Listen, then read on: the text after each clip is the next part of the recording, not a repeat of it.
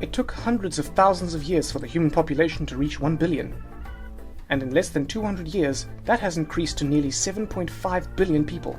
Many scientists calculate the sustainable population to be about 2 billion people, which means we need to manage our resources and food production very carefully to cater to the extra 5.5 billion people. As populations have grown, farming practices have become more intensified to maximize crop yields and ensure that we can feed our ever-growing population. Fertilizers and pesticides are used on crops, and animals may be kept inside in more densely packed sheds to maximize milk yields or egg production, or speed up the time needed for the animal to be ready to be sent to the market for meat. To learn more about conventional farming, watch our video on modern agriculture. In this video, we are going to look at an alternative to conventional farming, organic farming. We're going to see what it is in theory and the pros and cons of this method in relation to other modern agriculture methods.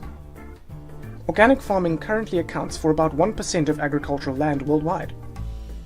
It focuses on sustainability and is thought to have less detrimental effects on the environment than conventional farming. This has led to it being proposed as an alternative to conventional agriculture for helping to overcome the climate change crisis we are currently experiencing. But the debate continues, as it is not a perfect solution.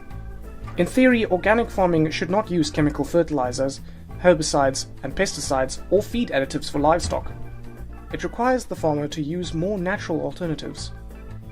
This results in lower yields, but the farmer can sell their product at a higher price because consumers believe the product is of a higher quality.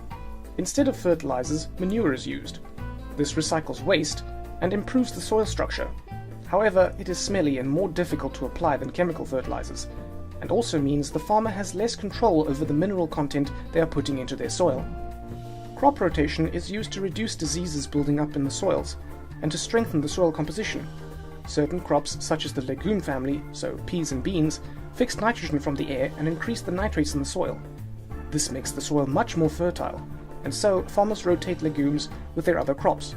Growing multiple crops is, however, less efficient and produces lower yields than specializing in one or fewer crops. Instead of using herbicides, weeding is the preferred organic farming technique. This is of course much more environmentally friendly because it is chemical free, but it is very labor intensive. Although this does mean more jobs available, which is a great thing. Organic farming is thought to maintain the biodiversity better than conventional farming because fewer chemicals are used. There are more bumblebees and insects in the area because pesticides haven't been used. Weeds and non-crop plants can grow as herbicides aren't used. Biodiversity benefits the food chain across all levels, from the plants up to the foxes. These are the theories of organic farming, and is how we farmed for 100,000 years before the Industrial Revolution. It is generally thought that organic farming is much better for biodiversity, and also produces a healthier product because less chemicals are used on it. In the second video on organic farming, we will look at some of the problems of organic farming, and the reality of what it means to be an organic farm.